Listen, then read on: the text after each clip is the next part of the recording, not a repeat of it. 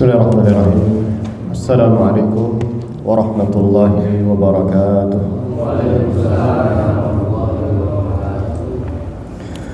Alhamdulillahi wa kafa. Wassalatu wassalamu ala rasulillahil mustafa wa ala alihi wa sahbihi wa man ittaba'a hudahu ila yaumil qiyamah, amma ba'd. Allahumma rabbi shrah li sadri wa yassir li amri wahlul 'uqdatam min lisani yafqahu qawli. Allahumma la sahla illa ma ja'altahu sahla wa anta taj'alul hazna idza syi'ta sahla. Allahumma inna nas'aluka 'ilman nafi'a wa rizqan thayyiba wa 'amalan mutaqabbala. Hadirin jamaah sekalian yang semoga senantiasa diberikan keberkahan oleh Allah Subhanahu wa taala. Alhamdulillah, puji syukur kepada Allah Subhanahu wa taala yang telah memberikan kita banyak sekali kenikmatan, yang telah banyak sekali memberikan kita kesempatan untuk terus meningkatkan keimanan dan ketakwaan kita kepada Allah Jalla Jalaluhu. Allah Subhanahu wa taala yang terus memberikan kita kesempatan untuk bisa bertaubat, untuk bisa memperbaiki diri kita, ya. Allah yang dengan rahmatnya terus membukakan pintu taubat untuk kita, hamba-hamba yang lalai, hamba-hamba yang sering melakukan kesalahan kepada Allah Subhanahu wa taala. Semoga dengan wasilah kita menuntut ilmu, duduknya kita sejenak di majelis ilmu ini dapat menghapuskan kesalahan-kesalahan kita, menghapuskan dosa-dosa kita, sehingga talabul ilm, duduk di majelis ilmu itu betul-betul dimanfaatkan oleh kita, ya, dalam rangka menghapuskan kesalahan-kesalahan kita. Tentunya ketika dilakukan dengan ikhlas karena Allah Subhanahu wa taala. Dan duduknya di majelis ilmu ini tentunya berharap kepada Allah Azza wa Jalla untuk meninggikan derajat kita di sisi Allah Subhanahu wa taala. Ya. Yarfa'illahu alladhina amanu minkum walladhina utul ilma darajat. Ya. Allah Subhanahu wa taala mengangkat derajat orang-orang beriman di antara kalian, ya, dan orang-orang yang menuntut ilmu. Orang yang menuntut ilmu. Barangkali, ya, kita tidak memiliki jabatan atau status sosial yang terpandang di tengah masyarakat. Namun janganlah kita bersedih dengan perasaan-perasaan tersebut. Bersedihlah tatkala kita tidak memiliki kedudukan yang Allah Subhanahu wa taala melihat kita sebagai hamba-hamba yang mulia. Ya. Setiap dari kita bisa menunjukkan jati diri kita di hadapan Allah Subhanahu wa taala dengan sebanyak apa kita mampu, ya, beribadah yang terbaik untuk Allah Subhanahu wa taala. Sejauh apa dan sedalam apa nilai keikhlasan kita dalam melakukan ketaatan kepada Allah Subhanahu wa taala. Karena hal tersebut yang akan menentukan kita, ya, dipandang atau tidak dipandang sisi Allah Subhanahu wa taala. Ikhwatal iman azani Allah wa iyyakum, para jamaah sekalian diberkahi Allah Subhanahu wa taala. Pada kesempatan pagi hari ini kita akan kembali melanjutkan kajian kita bersama dengan Al-Imam An-Nawawi rahimahullahu taala dengan buah karya beliau Al-Arba'in An-Nawawiyah. Di mana pada kesempatan pagi hari ini kita akan masuk pada hadis yang ke-16 باذنillah taala dari jalan Abu Hurairah radhiyallahu taala anhu, anna rajulan qala lin nabi sallallahu alaihi wasallam awsini qala la taghdab faraddada miraran qala la taghdab, rawahu Bukhari. Hadirin jemaah sekalian muliakan Allah Subhanahu wa taala, hadis yang ke-16 ini dibawakan oleh Imam An-Nawawi rahimahullahu taala. Hadisnya sangat-sangat simpel sekali. Hadis yang sangat sederhana namun ternyata memiliki makna yang sangat dalam sekali. Ya, tidak sesederhana yang kita lihat, tidak sesederhana yang kita dengar. Ya. Dari jalan sahabat Abu Hurairah radhiyallahu ta'ala anhu bahwasannya ada seseorang laki-laki datang kepada Nabi sallallahu alaihi wasallam, kemudian laki-laki tersebut berkata kepada Nabi, "Ya Rasulullah, berikanlah aku wasiat." Maka kemudian Nabi sallallahu alaihi wasallam bersabda, "La taqdab." Janganlah engkau marah. Faraddada miraran qala la taqdab. Kemudian Nabi sallallahu alaihi wasallam mengulang kembali ucapannya, wasiatnya kepada orang tersebut. Ya, berkali-kali Nabi sallallahu alaihi wasallam bersabda, "Janganlah marah." Hadis riwayat Imam Al-Bukhari rahimahullah taala. Hadirin yang dimuliakan Allah Subhanahu wa taala, hadis ini dikeluarkan oleh Imam Al-Bukhari dari jalan Abu Husain Al-Asadi an Abi Salih, dari Abu Salih dari sahabat Abu Hurairah, dan kita akan mempelajari atau membahas hadis ini ke beberapa poin sebagai berikut. Yang pertama adalah, hadirin dimuliakan Allah, ya, bahwasannya seseorang laki-laki yang datang kepada Nabi sallallahu alaihi wasallam ini, ya, menggunakan lafaz rajulan, ya, seorang laki-laki, di mana seorang laki-laki ini tidak diketahui identitasnya, artinya tidak disebutkan namanya, dari mana dan seterusnya, ya. Namun hal ini, ya, itu tidak mengurangi sama sekali esensi dari makna yang dibawakan dari hadis ini, ya. Dan kita ketahui bahwasannya orang yang datang kepada Nabi sallallahu alaihi wasallam dalam kondisi dia beriman, bertemu dengan Nabi sallallahu alaihi wasallam dan mati dalam kondisi keimanannya, di atas keimanannya, ini adalah makna sahabat. Jadi sahabat Nabi itu artinya apa? Adalah orang yang beriman kepada risalah Nabi sallallahu alaihi wasallam, mengimani dan mempercayai, ya, kenabian, kerasulan Muhammad sallallahu alaihi wasallam, ya. Dia imani lalu kemudian dia meninggal dalam kondisi demikian. Itu namanya sahabat. Nah, para ulama sepakat bahwasannya, ya, jumhur ulama sepakat bahwasannya seluruh sahabat yang hidup di masa Nabi sallallahu alaihi wasallam kulluhum udul. Mereka semua orang-orang yang terpercaya. Sehingga dalam hadis ini walaupun tidak disebutkan nama dari sahabat tersebut itu siapa, maka kita sudah bisa pastikan sahabat tersebut adalah sahabat yang bisa dipercaya. Ini harus kita pahami. Walaupun di sebagian pandangan lain, ya, menyebutkan bahwasannya orang ini anna rajulan, bahwasannya orang-orang atau seorang laki-laki yang datang kepada Nabi sallallahu alaihi wasallam ingin meminta wasiat dari beliau, ini menyebutkan ada yang memberikan pandangan atau pendapat orang ini adalah Abu Darda, ya. Ada juga yang mengatakan Abdullah bin Umar. Ada juga yang mengatakan Jariyah, ya. Ada juga yang mengatakan yang lain, ya.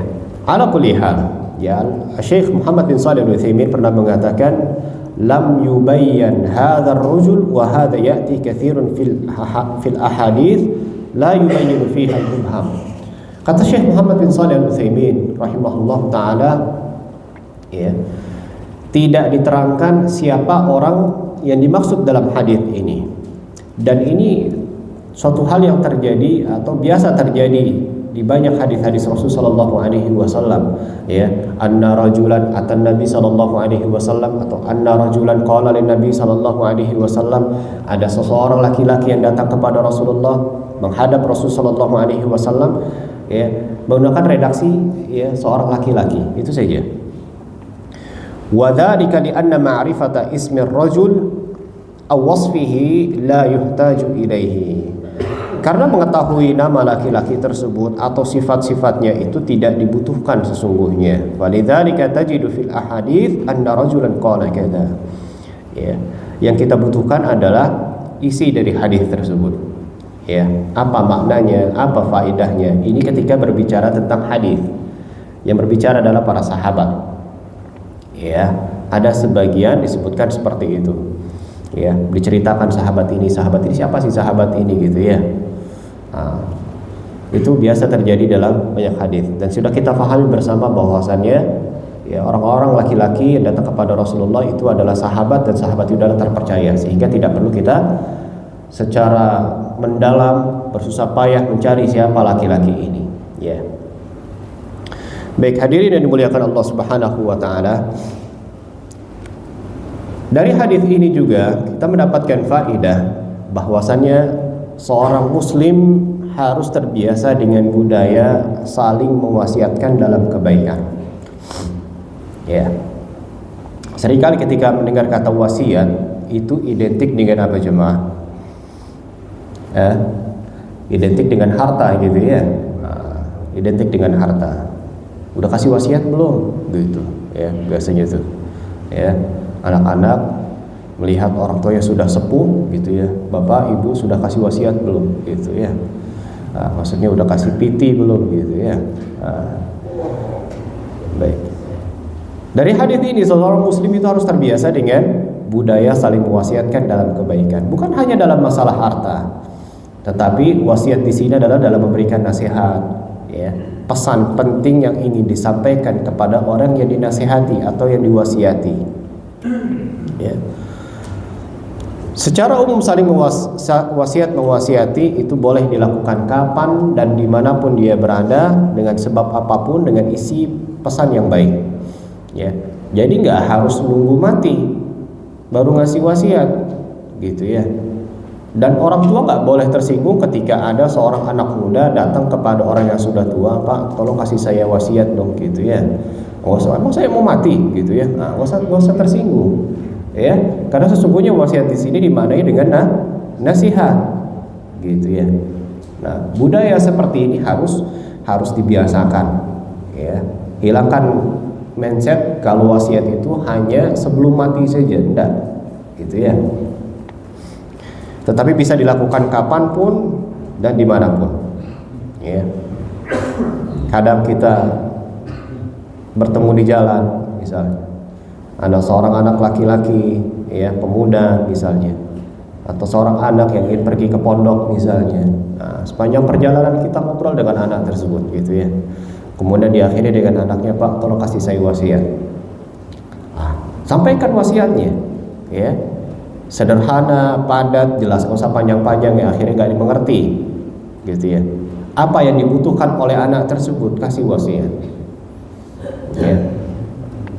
Ada orang datang, misalnya cucu kita datang ke rumah kita berkunjung bersama dengan anak kita itu, ya.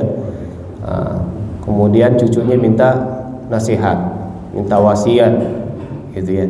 Nah, jangan segan-segan kita untuk memberikan wasiat sederhana yang bermanfaat untuk anak tersebut. Ya, kasih pendek aja, nak, jadi anak yang soleh ya, nak ya, gitu. Udah selesai sampai di situ. Ya, nah, itu akan terngiang-ngiang, gitu. Saya ketemu sama kakek ini, saya ketemu sama orang ini, berikan wasiat pada saya, sederhana banget jadi anak yang soleh, maka kamu akan bermanfaat nanti. Ya, bermanfaat untuk orang tuanya tatkala sudah meninggal dunia, ya, itu. Nah, jadi anak yang bermanfaat. Nah, tuntutlah ilmu yang rajin. Wah, itu sederhana tapi masuk itu. Ya, nggak usah banyak-banyak kasih wasiat ya. Jangan banyak-banyak kalau kasih wasiat itu. Ya, satu, nak, tulis wasiatnya 1, 2, 3, 4, 5, 6, 7, sampai banyak itu ditulis. Ya. Akhirnya nggak dijalankan, salah apa wasiat-wasiatnya tadi. Nah, ini nggak bermanfaat akhirnya. Tapi kalau nasihatnya pendek, jelas, maknanya bisa ditangkap, gitu ya, bisa dijalankan oleh anak tersebut, itu luar biasa. Ya. Seorang teman datang kepada dia, ini lagi galau saya ini, tolong kasih saya wasiat. Ya. Maka nggak usah tersinggung wasiat itu ketika ingin meninggal saja, enggak. Tapi kasih wasiat, kasih nasihat yang baik buat orang tersebut. Ya. Sebagaimana dalam wasiat itu bermacam-macam. Ya, ada wasiat takwa ketika melakukan khutbah Jumat. Ya, biasanya khatib menyampaikan khutbahnya. Ya, nah, itu nggak usah bosan. Nah, ini wasiatnya selalu diawali dengan ketakwaan. Bosan saya tiap pekan gitu wasiatnya takwa, terus emang nggak ada yang lain apa? Enggak, emang seperti itu. Ya. Wasiat takwa. Kalau seandainya kita mentadaburi, kita merenungi wasiat dari khatib tersebut, masya Allah, ya, wasiat takwa, bahagia semua kita, ya, nggak ada yang galau itu satu masjid, Kenapa? Karena menjalankan wasiat yang disampaikan oleh khatib tersebut. Wa may yattaqillaha yaj'al lahu makhraja wa yarzuqhu min haitsu la yahtasib. Barang siapa yang bertakwa kepada Allah, kemudian kita fahami ketakwaan tersebut, kita jalani ketakwaan tersebut di dalam kehidupan kita sehari-hari, Masya Allah, bermanfaat sekali. Tapi sayangnya, ya, itu hanya sekedar menjadi rutinitas. Jadi yang dengar ya udah dengarnya gitu, paham saja udah, atau hafal saja, pasti dikasih wasiat takwa gitu. Tapi nggak dijalani ketika keluar dari masjid. Nah ini, ya. Kemudian wasiat kepada orang yang hendak safar, itu juga sering menyampaikan wasiat ketika hendak safar. Ya. Ada orang mau safar, lalu kemudian menyampaikan wasiat itu kepada dia. Ya, hati-hati di jalan. Ya. Kemudian kalau ada orang yang tidak kenal, jangan gampang percaya misalnya. Jangan mudah mengkonsumsi apa yang diberikan tatkala di perjalanan, berbahaya. Itu wasiat itu. Nasihat yang baik itu buat anak-anak kita. Mungkin kita nggak hafal dalilnya mungkin, ya. Tetapi hal tersebut bermanfaat ketika di jalan. Ingat dia ketika di jalan ada orang nggak kenal nih, ya. Wasiat dari orang tua saya, wasiat dari kakek saya dan seterusnya, itu bermanfaat dalam kehidupan dia, bermanfaat dalam perjalanan dia. Kalau capek istirahat, itu wasiat, itu nasihat yang baik, ya. Iya, jangan lupa oleh-olehnya gitu kan ya. Wasiat itu, ya, setidaknya jangan tangan kosong, ya. Kalau ke rumah orang bawa sesuatu misalnya, apa yang kamu mampu bawa, tahadu tahabu, kata Rasulullah SAW, saling menghadiahkanlah kalian, maka kalian akan saling mencintai. Itu budaya orang Indonesia, ya, harus dilestarikan, dijaga, saling menghadiahkan tadi, ya, selama dalam kadar yang ia mampu, ya. Mampunya beli martabak, ya beli martabak sudah, ya. Dari jalan sahabat Abu Umar radhiyallahu ta'ala anhu qala ista'dantu Nabi sallallahu alaihi wasallam fil umrah fa adina li. Ini pernah terjadi pada sahabat Umar bin Khattab radhiyallahu ta'ala anhu. Beliau pernah bercerita, aku pernah meminta izin kepada Nabi sallallahu alaihi wasallam untuk pergi umrah. Maka kemudian Nabi SAW memberikan aku izin, dan Nabi SAW mengatakan la tansana ya akhi min du'aik, katanya. Ya, jangan engkau lupa wahai saudaraku untuk mendoakan kami atau mendoakan kita. Faqala kalimatan ma yasurruni anna li bihad dunya, ya. Kemudian Nabi SAW, ya, kemudian kata Umar radhiyallahu ta'ala anhu, itu adalah kalimat yang membuat aku senang sekali ketika di dunia. Artinya Nabi SAW memberikan aku izin, Nabi SAW, ya, mengingatkan aku agar jangan melupakan doa untuk orang-orang yang ditinggalkan. Kenapa? Karena doa orang-orang musafir itu mustajab, ya, doa orang musafir mustajab. Kemudian juga ada wasiat dari musafir untuk yang ditinggalkan. Ini juga sama. Jadi orang yang ingin safar kasih nasihat, kemudian orang yang musafir memberikan wasiat kepada orang yang ditinggalkan, ya, keluarga yang ditinggalkan, kasih wasiatnya. Sebagaimana dalam hadis wadda'ani Rasul sallallahu alaihi wasallam faqala astaudi'akallahu alladzi la tadhi'u wada'i'u. Nabi sallallahu alaihi wasallam pernah meninggalkan kami, maka kemudian Rasul sallallahu alaihi wasallam mengatakan astaudi'akallah, aku titipkan kalian bersama dengan Allah Subhanahu wa ta'ala yang tidak pernah menyia-nyiakan barang titipannya, ya. Ini adalah wasiat-wasiat yang disampaikan dalam hadis-hadis Nabi sallallahu alaihi wasallam. Artinya budaya wasiat mewasiati itu harus selalu dibudayakan sebagai seorang muslim, ya. Saling nasihat menasehati harus menjadi budaya kita, ya. Cucunya mau pergi sekolah, ya, kasih wasiat. Anak yang mau berangkat kerja, kasih wasiat, ya. Baik, selanjutnya hadirin dimuliakan Allah Subhanahu wa taala. Talaba hadha sahabi minan Nabi sallallahu alaihi wasallam an yusiyahu bi wasiyatin wajizatin nafi'atin tajma'u hisalil khair. Sahabat yang datang kepada Nabi, ya, itu meminta wasiat dari Rasul sallallahu alaihi wasallam dengan wasiat yang pendek, bermanfaat, menghimpun banyak kebaikan. Maka kemudian Nabi SAW memberikan wasiat kepada orang tersebut dengan kalimat yang sangat pendek sekali, sederhana. Jangan marah. Ya. Wa hadza yubayyin inayatus sahabah bi talabil wasiyah minan nabi. Ini menunjukkan perhatiannya para sahabat itu untuk meminta nasihat dari para ulama, dari guru mereka, dari orang tua mereka. Kita murid punya guru, jangan sungkan-sungkan untuk meminta kepada guru kita nasihat atau wasiat ketika bertemu dengan mereka. Sebagaimana para sahabat itu sangat bersemangat sekali ketika bertemu dengan Nabi SAW untuk tidak menyia-nyiakan waktu mereka bersama dengan guru mereka, minta nasihat. Biasanya guru itu akan sangat paham sekali dengan individu atau personal dari muridnya. Beda-beda muridnya nih. Nah, ini karakternya ya suka marah misalnya. Nah, maka nasihat yang bermanfaat untuk orang tersebut adalah jangan marah. Karena kalau dia nggak marah, itu akan menjadi orang yang lebih baik lagi. Ya. Beda-beda terkadang wasiat dari masing-masing sahabat. Tapi setiap wasiat yang disampaikan oleh Nabi kepada para sahabatnya itu luar biasa.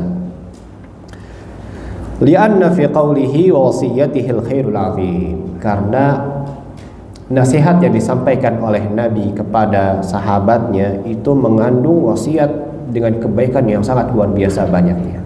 Berkahnya luar biasa. Wa qad jaratil 'adah annal musi yusi bima yanbaghi ta'kidu 'alaihi. Dan sudah menjadi kebiasaan bahwasanya orang yang berwasiat akan memberikan wasiat ya bima yanbaghi ta'kidu 'alaihi, sesuai dengan tema yang betul-betul dia itu perlu didalami orang tersebut ya, perlu dalami, perlu diperhatikan ya. Wa minhul wasiyatu ba'dal maut yusi bihal mar'u bi ahamil umur allati yuridu tadhkiru bihi. Jadi seseorang bisa menyampaikan wasiat sesuai dengan kebutuhan dari orang yang dinasehati ya. Misal anaknya ini ya aktif, nggak mau misalnya terlalu membangkang lah seperti itu kepada orang tuanya ya, maka kita sampaikan nasihati kepada cucu kita, nah jaga tuh lisannya, nah gitu ya, patuhi orang tua. Wah, itu didengar tuh. Kadang-kadang dari orang tuanya sendiri dia nggak dengar tuh, tapi kadang-kadang lewat orang lain dia baru dengar gitu ya. Sering kita punya anak nih ya, nggak mau dengerin ucapan kita, nasihat kita. Apa yang kita gunakan? Guru kita, guru dari anak tersebut. Guru ngajinya kah atau guru di sekolah? Betul atau tidak? Iya. Bu, minta tolong dong, gitu ya. Ini anak saya nggak mau dengerin saya, ini anak saya gini nggak mau kerjain PR, anak saya nggak mau hafalin Quran, anak saya gini. Nah, main handphone terus, tolong dong nasihatin dia. Nah, karena saya udah capek nasihatin dia, sampai busa-busa nggak didengar sama dia. Akhirnya si guru tadi memanggil si anak. Nah, apa yang terjadi sama kamu ya? Atau bahkan barangkali guru-guru pura tidak tahu gitu ya. Nah, jaga sholatnya di rumah. Nah, guru ini tahu nih gitu ya. Tuh, ditekankan tuh ya. Wa min huna yanbaghi 'alal muslim an yahris 'ala talabil wasiyah minal 'alim. Ya, dari hadis ini menunjukkan bahwasannya ya, seseorang itu harus bersemangat untuk meminta nasihat dari para guru atau orang saleh. Wala rubbama wasiyatun wahidah yasma'uhal insan. Ya. Nah, barangkali dengan satu wasiat atau nasihat yang disampaikan, yang didengarkan oleh orang yang dinasihat tadi, itu bermanfaat untuk agama dan untuk dunianya. Wa liqa' salihin ghanimah. Dan di antara faedah lain juga, bertemu dengan orang soleh itu bermanfaat banget, mahal. Maka bapak-bapak coba biasakan bawa anak-anaknya ke orang soleh atau ke para ustaz, para guru yang dikenal dengan ketakwaannya, kesolehaannya. Ya, bawa sekali-kali untuk kunjungi orang-orang soleh itu. Kalau bisa diagendakan, agendakan. Ya, kalau bisa diagendakan, agendakan. Wah, ini ada jadwalnya Ustadz ini nyampaikan ini. Bawa tuh anaknya. Sekali Ustadz, ini anak saya gitu. Ya, ayo Salim. Atau Ustadz minta tolong sampaikan nasihat kepada anak saya. Anak saya ini akan melanjutkan pendidikannya di jenjang berikutnya, SMP atau SMA. Minta tolong dinasihati Ustadz. Satu kalimat saja, ya, asalkan betul-betul memperhatikan Ustadznya dalam kondisi lagi enak nih untuk menyampaikan nasihat. Jangan buru-buru disuruh sampaikan nasihat gitu ya. Akhirnya nasihatnya juga gak maksimal nanti. Ini Ustadznya lagi duduk nih, datengin tuh, ya, minta nasihatnya, minta wasiatnya, gitu. Pekan pertama, ayo kita kesana yuk, ajak keluarganya, ya, ajak keluarganya, kita ke rumah fulan, misalnya fulan ini dikenal dengan soleh banget, luar biasa, baiknya luar biasa, gitu ya. Datang ke situ, ya. Pekan kedua ke sini, pekan ketiga ke sini. Itu diagendakan bertemu dengan orang-orang soleh. Karena barangkali anak kita nggak mau berubah atau berubah lewat dia nih, gitu. Terinspirasi anak kita, ya, keluarga kita dari orang tersebut. Masya Allah, ya, saya pingin jadi seperti dia. Seringkali seperti itu, ya. Baik, hadirin muliakan Allah Subhanahu wa taala. Nabi sallallahu alaihi wasallam memberikan wasiat kepada sahabat atau seorang laki-laki yang datang kepada beliau dengan sabdanya la taqdab, janganlah marah. Ini adalah wasiat yang sangat sederhana akan tetapi menghimpun banyak sekali kebaikan. Faman ta'ammalaha wajadaha tughni an katsirin minal qaul. Kenapa sih Nabi sallallahu alaihi wasallam tidak menyampaikan wasiat kepada orang tersebut dengan banyak wasiat yang banyak gitu? Ya. Wasiatnya kok dikit banget, cuman la taqdab, jangan marah gitu. Kok sepele banget gitu. Kenapa nggak menyampaikan tentang, ya, pergi jihad ini dan seterusnya, perkara-perkara yang besar, ya. Nah, kata para ulama, faman ta'ammalaha, barang siapa yang kemudian mengamati dari hadis tersebut, maka sesungguhnya dia akan mendapatkan kalimat la taqdab itu tughni an katsirin qaul, ya. Itu mencukupi untuk sahabat tersebut daripada banyak untayan nasihat yang banyak, ya. Walidzalika warada 'anis sahabi annahu qala. Oleh karenanya disebutkan dari sahabat tersebut radhiyallahu ta'ala anhu, dia berkata, fa faqartu hina qala an-nabi sallallahu alaihi wasallam qala fa idzal ghadabu yajma'u syarra kullah. Dia balik, dia pikirkan ulang wasiat Nabi tadi yang sederhana, la taqdab tadi. Dia pikirin baik-baik itu, dia amati betul-betul. Kenapa kok Nabi SAW menyampaikan wasiat kepada saya dengan wasiat la taqdab, jangan marah? Ada apa ini? Dia fikir, dia amati, dia renungi wasiat Nabi SAW, maka baru ketemu dia. Fa idzal ghadabu yajma'u syarra kullah. Oh, ternyata marah itu, ya, itu menghimpun banyak sekali keburukan. Marah itu menghimpun banyak sekali keburukan. Baru tahu saya, ternyata kalimat itulah yang membuat seseorang itu menjadi buruk. Karena nggak bisa mengendalikan amarahnya, karena nggak bisa mengendalikan emosinya. Sehingga tatkala orang marah itu hilang akal sehatnya dia akan banyak melakukan keburukan.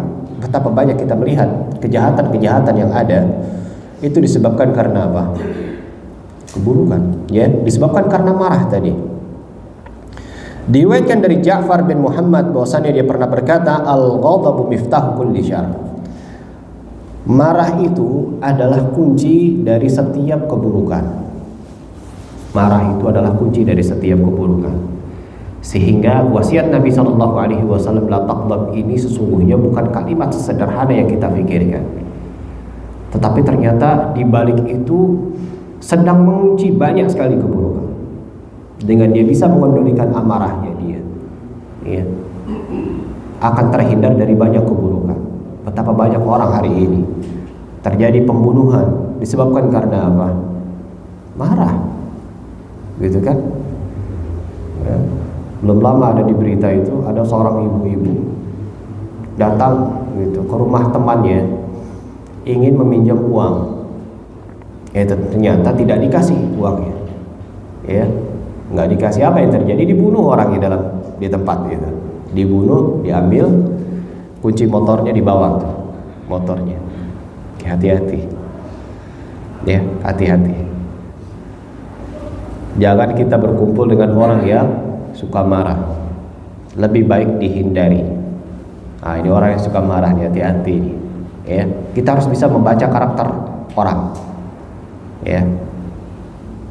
Ini orang yang suka marah, jangan mancing emosi, jangan memancing amarah. Nah, istrinya suka marah misalnya, ini lagi PMS misalnya, lagi masa-masa haid, ya jangan bikin marah. Karena kalau lagi marah itu, udah apa jadi buang sama dia. Ya, banyaklah keburukan dari orang yang marah itu, mukul lah dan seterusnya, itu disebabkan karena marah tadi. Ya. Suami yang menceraikan istrinya lebih banyak terjadi dalam kondisi marah atau dalam kondisi tersenyum? Marah. Belum jarang kita dengar seorang suami menceraikan istrinya dalam kondisi senyum-senyum. Ya. Ya. Hampir kebanyakan dominan itu lagi marah. Ya, diskusi mulai dari tadinya adem ayem, diskusinya naik eskalasi menjadi tingkat tinggi. Udah diskusinya pakai urat, ya, diskusi pakai bentak-bentak, pakai bentak meja dan seterusnya, berujung udah nih. Gimana caranya biar ngalahin dia nih? Udah, saya ceraikan kamu.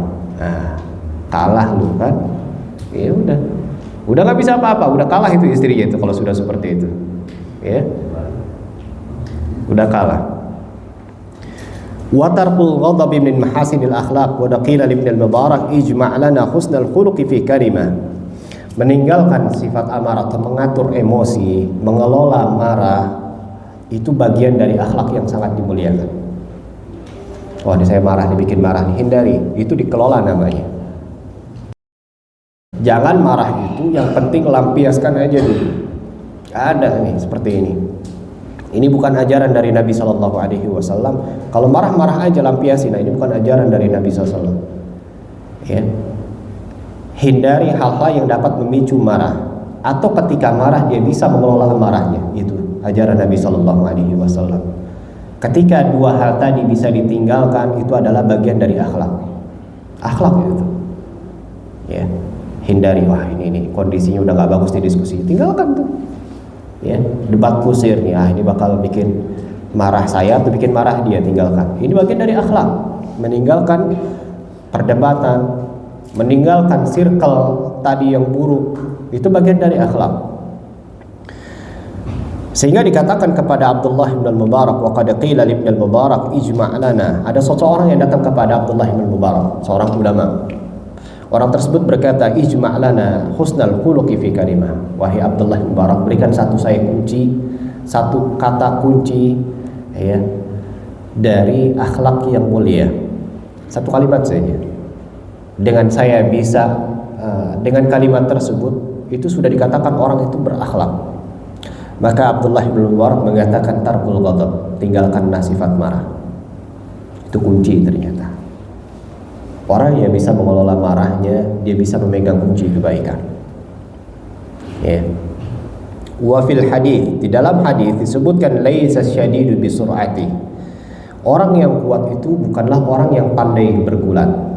Kata Nabi SAW, orang yang kuat bukanlah orang yang pandai bergulat, bukan orang yang pandai berantem, berkelahi.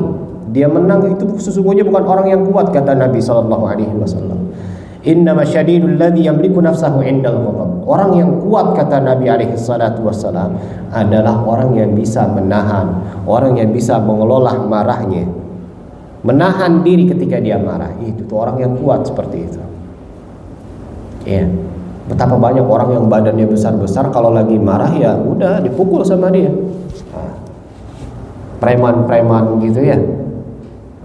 Menunjukkan dia kuat itu dengan dia pintar berkelahi, dia bisa mengalahkan dari lawannya, baru dikatakan orang kuat. Kata Nabi SAW bukan yang seperti itu. Nggak kuat dia gampang menuruti hawa nafsunya dia.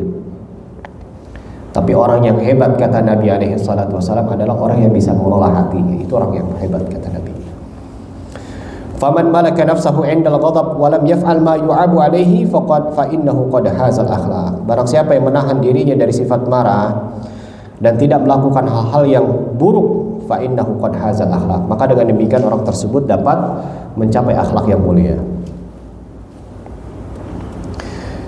Wasiat ini disampaikan oleh Nabi SAW. Hendaknya seseorang itu berusaha untuk menjauhi sifat marah.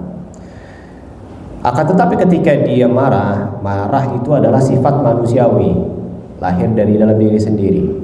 Ya, susah untuk dihindari kadang-kadang, gitu ya. Saya kan juga manusia, saya juga bisa marah. Iya, itu wajar dari manusia, itu lahir dari manusia. Ya. Fa idza ghadiba, akan tetapi ketika dia marah, hendaknya dia menjauhi dari dampak-dampak dari marahnya tadi. Kalau dia marahnya udah marah nih misalnya, ada perasaan nggak suka, perasaan ingin memukul, ingin balas dendam dan seterusnya, ingin membalas gitu ya. Maka hindari hal-hal yang berdampak dari marahnya, memukul, berkata yang buruk, mencaci maki, gitu kan? Apalagi hal-hal yang lebih. Wa an yaqdim mastata. Kalau bisa ketika dia marah, dia tahan tuh. Ya, tahan apa dia? Menghindar kah? Ya, diam kah? Mengucapkan auzubillahi minasyaitonir rajim. Ya.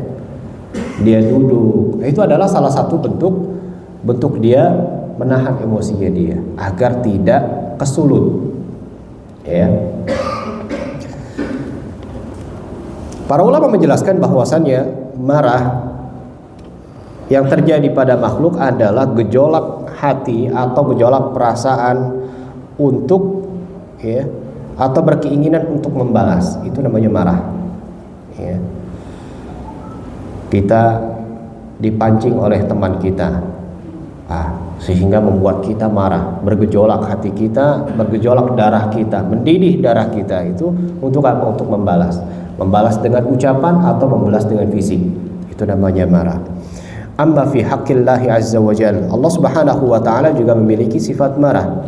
Di antara sifat Allah Subhanahu wa taala, Allah memiliki sifat marah. Akan tetapi hadirin dimuliakan Allah Subhanahu wa taala, sifat marah ini dimiliki Allah Subhanahu wa taala tentunya yang sesuai dengan Allah Jalla Jalaluhu. Ya. Tidak sama dengan marahnya para makhluk. Beda. La yusyabih ghadaban makhluk. Dan tidak diketahui bagaimana Allah Subhanahu wa taala marah. Jadi jangan dibayangkan ya, ketika melihat orang tua kita marah, mukanya sangar, gitu kan? Matanya merah, uratnya keluar. Allah seperti itu enggak. Ya. Tidak boleh kita membayangkan bagaimana atau menyamakan marahnya makhluk dengan marahnya Allah Subhanahu wa taala. Kita menetapkan Allah Subhanahu wa taala memiliki sifat marah. Wa nanfi anhu musyabahatal khalqi. Akan tetapi kita tiadakan persamaan antara sifatnya makhluk dengan sifatnya Allah Subhanahu wa taala. Kita hanya menetapkan saja. Ya. Kemudian meniadakan dari hal-hal yang tidak layak sifat untuk Allah Subhanahu wa taala. Baik, hadirin muliakan Allah Subhanahu wa taala. Di dalam hadis ini Nabi sallallahu alaihi wasallam mengatakan la taghdab, maka ada dua hal yang masuk atau yang semakna dengan hadis ini. Ya, bagaimana cara mengaplikasikan la taghdab, jangan marah. Yang pertama disebutkan oleh para ulama la yahsul minkal ghadab. Yang pertama adalah ketika marah itu ya, atau la yahsul minkal ghadab, dia belum marah nih misalnya. Ya. Maka sebisa mungkin setiap dari orang muslim itu untuk menghindari ya sebab-sebab yang dapat memicu amarah tersebut. Ya, kalau bisa dihindari, gitu ya. Misalnya tadi debat kusir, tadi ya, ini debat kusir nih. Kita belum marah, belum sampai pada tahap marah, gitu. Hindari, hindari. Kenapa kalau saya ikut nih, udah nih kesulut juga akhirnya nanti, gitu ya. Sama-sama nanti, hindari, lebih baik dihindari. Nah, ini masuk ke dalam wasiat Nabi Shallallahu Alaihi Wasallam la taghdab, artinya hindari. Ya, kalau bisa dihindari. Ya, melihat anaknya, waduh, ini kayak gini nih, bisa marah saya. Sementara dihindari dulu. Ya, titip sama istrinya, aduh, saya kalau menghadapi anak saya kadang-kadang dikit-dikit pukul, dikit-dikit tampar, dikit-dikit tempeleng ya. Saya ingin belajar, kata Nabi SAW la taghdab, hindari. circle, ya, apa namanya, lingkaran teman-teman yang temperamen, ya, biasanya orang lapangan biasanya, ya. Ustadz, saya lama kerja di lapangan, itu saya punya salah satu, ya, teman lah ya, teman itu gampang sekali marahnya. Saya katanya, Pak, kok kenapa kok suka marah gitu ya? Iya Ustadz, katanya, saya ini kerjanya di lapangan, ya, maksudnya kerja sehari-hari di luar, gak di dalam kantor. Emang berarti dalam kantor gak bisa marah ya, kayak gitu ya. Nah, jadi menghadapi orang-orang lapangan yang barangkali kondisinya panas, itu gampang tersulut marah Ustaz gitu. Waduh, bahaya sekali orang ini gitu kan. Sehingga apapun dimarahin sama dia, masalah sepele marah dia, ya, nggak suka makanan, ya, nggak sesuai dengan keinginan dia, wah marah besar. Pernah ketemu dengan orang ini Pak? Nah, kalau belum bertemu, alhamdulillah, ya, alhamdulillah. Jangan berharap ketemu dengan orang seperti ini, ya. Saya pernah ketemu sama orang ini, masya Allah. Itu luar biasa. Saya baru ketemu orang yang marahnya luar biasa itu pada saat itu, seumur hidup saya itu. Ya, seumur hidup saya baru ketemu sama orang yang model itu seperti itu. Padahal kesalahannya sepele, nunggu sabar aja sebentar. Ya, karena dia nggak sabaran, dia nggak kenal arti sabar itu kayaknya. Marah semarah-marahnya di pinggir jalan itu. Ya, ya namanya orang sudah seperti hilang akal gitu, diam, nggak usah dijawab gitu ya. Kalau bisa dihindari. Baik, itu yang pertama. Ya, ketika kita bisa untuk menghindari pemicu-pemicu dari marah tadi atau dampak dari marah tadi. La ta'man bimuqtadal ghadab idza hasala laka. Nah, ketika kita sudah sampai ini pada titik kita marah misalnya, ya, maka sebisa mungkin untuk tidak berbuat hal-hal yang tidak baik dari marah tadi. Ya. Fa idza qadibta fajahid nafsaka ala tarki tanfidhihi. Kalau kita marah, maka sebisa mungkin dilawan. Jangan menuruti setiap hawa nafsu yang timbul ketika marah. Ya.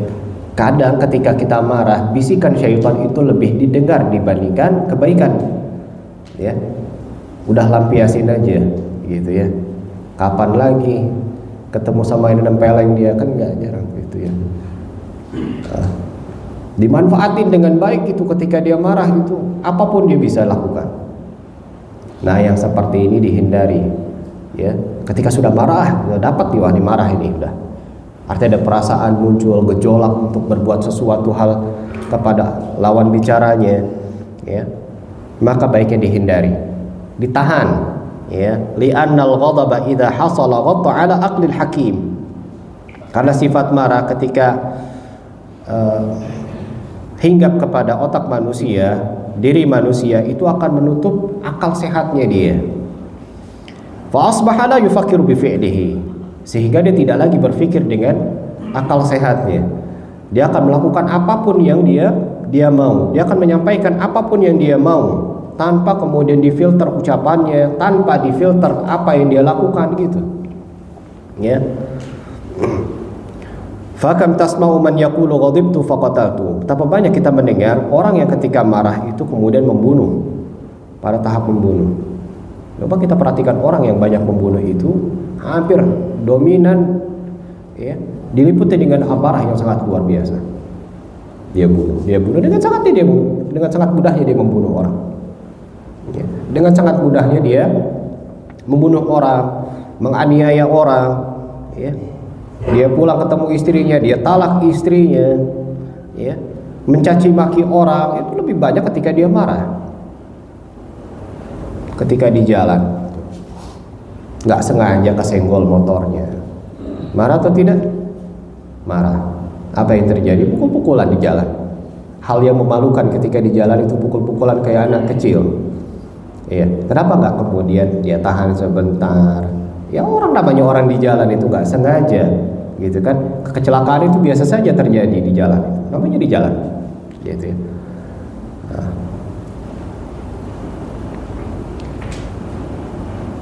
Wa kullu hadha yaj'aluka tuqinu anna al-ghadaba idza waqa'a waqa'a 'ala al-aqli. Ya. Ini menyadarkan kita semua bahwasannya orang yang marah itu adalah dapat ya menutup akal sehatnya dia. Wal wasiyatu huna idza ghadibta fahzim nafsaka. Wasiat yang disampaikan oleh Nabi sallallahu alaihi wasallam, jika engkau marah maka tahanlah dirimu, ikat dirimu, wa la ta'mal bi muqtada ma tumlihi 'alaika nafsuka fil ghadab. Ikat dirinya dia, ikat lisannya, ikat sikapnya dia, perbuatannya agar tidak melakukan hal-hal yang negatif. Ini maksud dari wasiat yang disampaikan oleh Nabi sallallahu alaihi wasallam. Baik, hadirin dimuliakan Allah Subhanahu wa taala. Ada beberapa tips yang disampaikan oleh Nabi sallallahu alaihi wasallam. Ketika seseorang itu dalam kondisi marah, ya, maka hendaknya dia cepat-cepat untuk mengobati dirinya dia.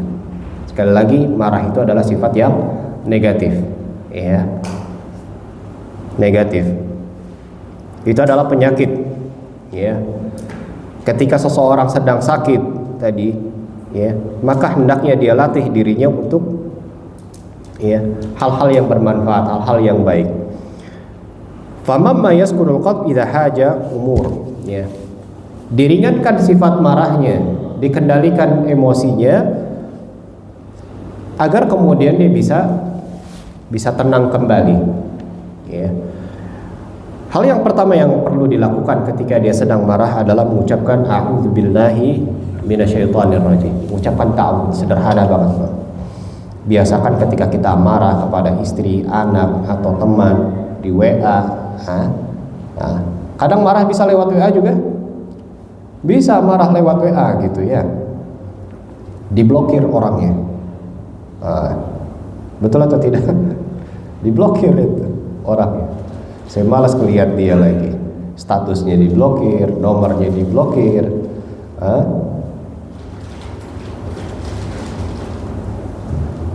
Yang dilakukan apa ketika itu? Ucapkan a'udzubillahi minasyaitonir rajim. Tahan sebentar, handphonenya ditaruh dulu nih, marah nih, gitu kan? Dari WA mungkin karena sifat ucapan temannya, tulisan temannya, taruh dulu sebentar handphonenya, jangan dilanjutkan. Karena sesungguhnya dia sedang marah. Ucapkan a'udzubillahi minasyaitonir rajim. Sampai kemudian sudah bisa tenang, baru kemudian jawab WhatsApp-nya tadi atau pesan tadi.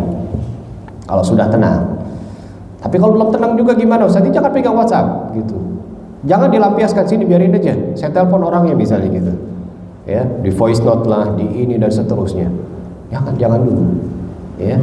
Karena sifat marah tadi akan berdampak buruk kalau dia lampiaskan, dia lanjutkan tadi. Ya, tapi banyak orang yang kemudian akhirnya menyesal dari tulisan WhatsApp-nya atau mengatakan sesuatu akhirnya dia menyesal. Menyesal akhirnya biasanya datang belakangan, bukan di awal, ya. Maka ketika kita bisa mengolah hati, mengolah amarah ini, ya, insya Allah menyesal itu nggak akan diucapkan oleh seseorang. Dia sudah pikirkan, wah ini kalau saya berbuat seperti ini akan berdampak seperti ini. Nah, gitu. Nabi SAW pernah menyampaikan kepada para sahabatnya, inni la'alamu kalimatan law qalaha la dhahaba anhu ma yajid law qala a'udzubillahi minasyaitonir rajim. Sesungguhnya saya mengetahui dengan sebuah kalimat yang kalau seandainya diucapkan oleh seseorang, maka apa yang dia rasakan itu akan hilang. Sifat marah, sifat dengki, sifat nggak suka, sifat ingin balas dendam itu akan hilang. Gimana cara menghilangkannya, Ustaz? Ya, Nabi SAW menyampaikan, katalah a'udzubillahi minasyaitonir rajim. Aku berlindung kepada Allah Subhanahu wa taala dari setan yang terkutuk, ya.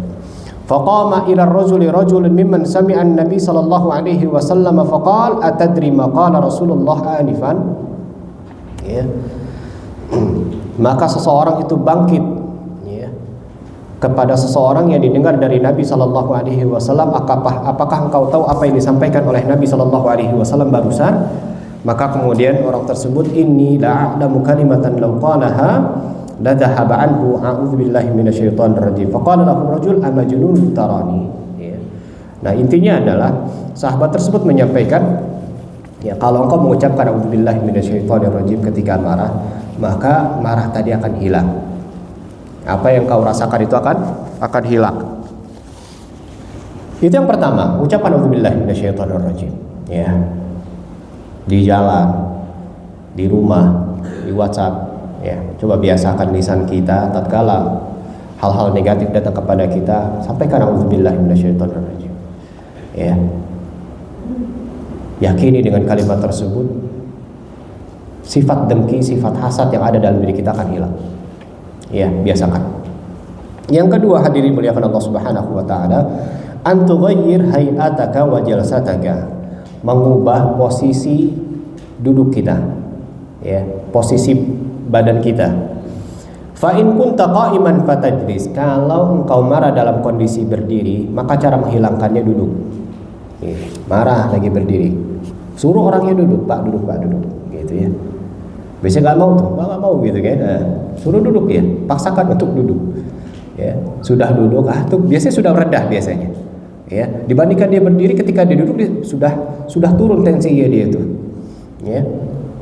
Wa nahwa dzalik wa fi hadits Abi Dzar radhiyallahu anhu anna Nabi sallallahu alaihi wasallam qala, Nabi sallallahu alaihi wasallam pernah berkata kepada Abu Dzar radhiyallahu anhu, idza ghadiba ahadukum, jika salah satu di antara kalian sedang marah, wa huwa qa'imun, sedangkan dia dalam kondisi sedang berdiri, falyajlis, maka hendaknya dia duduk. Fa in dhahaba anhu al-ghadab wa illa falyattaji. Ya. Biasanya nanti marah itu akan hilang. Namun tatkala dia sudah duduk, marahnya masih ada, hendaknya dia berbaring. Disuruh berbaring. Duduk, masih marah, suruh berbaring dia. Istirahat, sampai ditepuk dadanya gitu ya. Hilang gitu marahnya dia. Ya, anak-anak itu kalau lagi tantrum gitu, biasanya kalau lagi tantrum lagi apa biasanya? Anak kita kalau tantrum itu biasanya lagi apa ya biasanya? Diambil handphonenya misalnya, lagi asik-asik main, sudah dikasih waktu, 5 menit lagi ya, main handphonenya, nontonnya atau main gamenya 5 menit lagi, gitu. Ya, biasakan. Kenapa sih anak-anak ini kok suka tantrum? Anak ini kok susah diatur? Karena kita nggak punya aturan, Pak. Ya, anak itu candu karena kita nggak punya aturan. Buat aturan, buat konsekuensi, buat komitmen bersama dengan anak kita sebelum si anak itu megang handphone. Ya, sebelum megang handphone kita buat perjanjian dulu. Nah, kamu boleh megang handphone kalau pekerjaan kamu sudah selesai A, B, C, dan D. Sudah selesai, oke. Sekarang kita buat peraturan yang kedua. Peraturan kedua apa? Saya kasih kamu waktu untuk bermain, nonton, atau main game. Itu pun main game, nonton itu ada ininya tuh. Ada aturannya juga. Nggak boleh nonton A, B, C, dan D. Nggak boleh main game A, B, C, dan D. Harus tuh. Ya. Kalau sudah selesai, ya, saya kasih waktu kamu setengah jam. Ya, karena kamu berhasil mengerjakan tugas kamu segini, ya maka dapatnya segini juga. Nah itu biasakan seperti itu. Kalau bisa dihindari nggak megang handphone, jauh lebih bagus. Hari ini bapak punya cucu, punya anak nggak megang handphone, udah jangan dikenalin handphone. Tapi susah sekarang ya, susah. Kalau memegang handphone tadi, berikan aturan dan berikan batasan. Jangan diberikan, apalagi dikasih ini handphone hadiah buat kamu. Jangan. Susah itu ngasih handphone, susah ngambilnya nanti. Ya. Nah, biasanya kalau orang tua nggak punya aturan, kemudian berlaku seenaknya gitu, ambil handphonenya tiba-tiba. Wah, marah dia. Ya, marah biasanya itu, nangis. Ya. Dan akan dicap buruk orang tuanya dan seterusnya. Buat aturan dulu di awal. Kalau seandainya lagi marah gimana Ustaz? Kalau lagi marah ya tadi, ya, si ayah dan si ibu harus bekerja sama. Yang satu bagian ngambil, yang satu bagian nenangin. Jangan dua-duanya menjadi kompor dua-duanya. Diambil sama ibunya, bapak tuh rasain loh, gitu, main handphone terus. Si anak ini merasa sendiri, saya harus minta tolong kepada siapa yang bisa menyelesaikan saya punya masalah. Ya, si ibu ngambil, ditenangin sama si ayah. Ya, kemudian buat tuh dievaluasi itu. Nah, kenapa sih kamu tadi diambil? Kenapa kok ini? Karena nggak menyelesaikan tugas, karena nontonnya nggak bagus, karena ini dan melanggar dan seterusnya. Ya. Wah, nangis-nangis suruh duduk dia, suruh duduk gak mau, suruh rebahan, maka insya Allah nangisnya hilang. Ya, itu yang kedua. Yang ketiga, salah satu trik agar menghilangkan marah adalah antaskut wala tatakalam qadrat taqah, disuruh diam. Tadi yang pertama apa tadi? Ya, yang pertama apa tadi? Ya, ucapkan a'udzubillahi minasyaitonir rajim ya. Yang kedua, pindah posisi ya, pindah posisi. Kalau lagi berdiri disuruh duduk. Kalau disuruh duduk suruh berbaring. Kalau suruh berbaring kuburin, Mbak.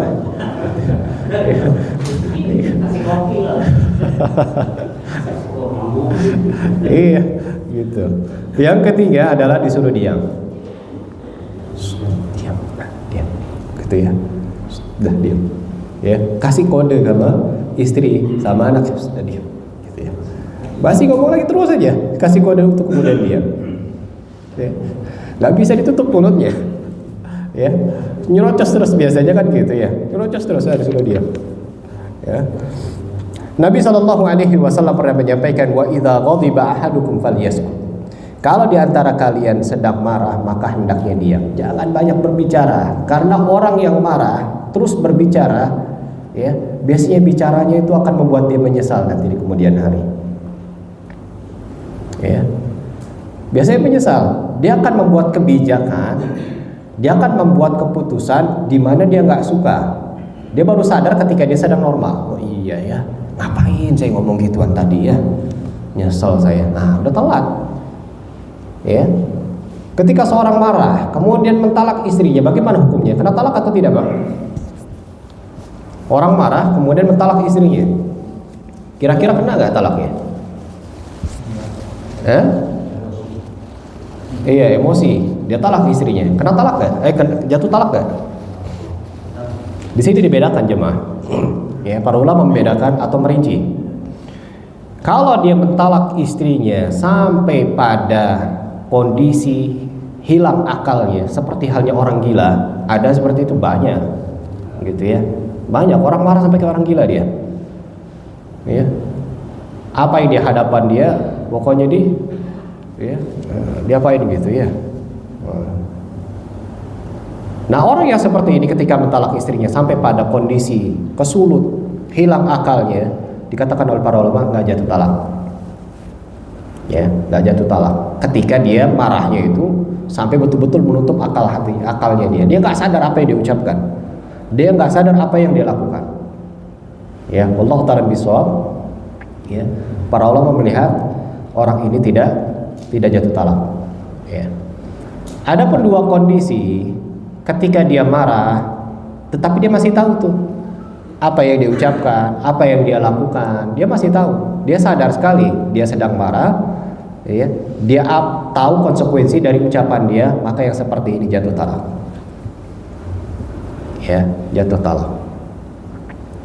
Nah, kembali lagi kepada trik yang ketiga, yaitu dengan diam. Makanya seorang hakim, apa itu hakim itu? Ya, hakim ya, di pengadilan itu dia tidak boleh memberikan hukuman atau putusan kepada yang didakwa itu dalam kondisi dia marah, nggak boleh. Nggak boleh dia harus benar-benar dalam kondisi stabil. Kalau enggak, putusannya tidak sah.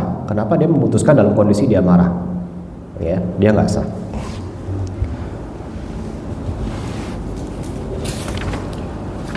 Ini adalah 3 poin bagaimana cara kemudian kita bisa mengendalikan amarah kita agar kemudian marah itu tidak berdampak pada hal-hal yang negatif dari Nabi Sallallahu Alaihi Wasallam. Ya. Allah ta'ala misal ini yang dapat saya sampaikan pada kesempatan kajian kali ini. Mohon maaf kelebihan waktu sekitar 7-8 menit kelewatan. Ya. Barangkali jemaah sebelum saya tutup ada yang ingin bertanya, silahkan. Kalau marah dalam kebenaran Gimana? Nabi kita jangan menghina, terus syariat kita ada menghina, kita harus marah kan? Ya. Yang tadi kita sebutkan adalah marah-marah dalam hal perkara-perkara duniawi. Ya, kita dilarang untuk marah. Ya, misalnya nggak kebagian apa gitu ya, atau diperlakukan hal yang tidak baik kepada orang gitu ya. Kullu hadza yuqalu fil ghadab li umuri dunya. Kita diminta untuk menahan dan mengelola emosi kita dalam hal-hal duniawi. Ya. Ngantri, nyelonong, ya, keserempet motor, ini hal-hal duniawi. Dikendalikan emosinya, ditahan emosinya. Ya, la taqdab kata Nabi SAW. Sedangkan perkara-perkara agama, ya seperti tadi disebutkan tadi misalnya, ya menghina Nabi kita, menghina syariat Islam, ya, atau hal-hal yang bersifat menghina Allah Subhanahu wa taala. Nah, ya, annal ghadab ammal umurid din fal ghadabu li ajliha idzan tuhikatil masyru' bal hadha huwa hajjun Nabi sallallahu. Marah dalam seperti ini hal yang disyariatkan. Boleh marah. Tentunya marahnya juga marah yang bukan artinya menghina Nabi, udah kita bunuh dia, nggak seperti itu, ya. Ya. Kan boleh Ustaz, nggak kayak gitu juga, gitu ya. Artinya respon ketika ada yang menghina Nabi Shallallahu Alaihi Wasallam, dibela nabinya. Iya, iya. Marah, harus marah. Jangan biasa aja lah gitu. Tapi giliran istrinya marah dia kebalik. Ya. Ketika istri-istri Nabi Shallallahu Alaihi Wasallam dihina, marah kita. Wah, ibu kita kok itu. Wa ummahatukum wa azwajuhum ummahatukum. Dan istri-istri Nabi adalah ibu-ibu kalian. Ketika ada kelompok yang kemudian menghina istri-istri Nabi, wajib marah kita, bela. Ya, jangan diam aja. Ustaz kalau lagi marah disuruh diam, bukan itu. Itu dalam urusan dunia. Tapi ketika dalam urusan akhirat, dalam urusan agama, di mana syariat Allah itu dihinakan, maka wajib kita berbicara sesuai dengan kapasitas kita. Ya, seorang pemerintah, ketika ada yang ini, itu wajib dia bertindak. Marah saya, kenapa? Hukum dia. Saya punya kekuasaan. Dia gunakan kekuasaannya untuk menghukum orang yang menghina agama Allah Subhanahu wa taala. Ya, saya seorang dai misalnya. Saya punya ilmu. Ketika ada yang menghina syariat Nabi Shallallahu Alaihi Wasallam, sampaikan. Ya, sampaikan. Jangan kita sebagai seorang dai bersikap seperti seolah penguasa. Gak boleh. Ya, sampaikan dengan cara nasihat. Ini adalah bentuk ekspresi dari marahnya dia. Gitu. Ya, wallahu ta'ala bishawab. Baik. Kenapa Nabi berkata ya itu pendek sekali karena kelemahan dan kelemahan gerakan, sehingga kalau sekarang kita dinasihati orang kayak itu kita bingung juga karena kita orang itu berbuka nasihat. Ada jawabnya hanya dengan marah dan marah. Kenapa nggak ada Nabi mengatakan solusinya? Kenapa diberi marah? Karena mungkin dia marah itu kan bukan sebabnya. Mungkin biasa dia atau karakter dia terus marah. Kenapa nggak karakter itu disebutkan dia? Baik, kenapa kok nggak disebutkan solusinya oleh Nabi Shallallahu Alaihi Wasallam? Kenapa kok yang disebutkan adalah jangan marahnya?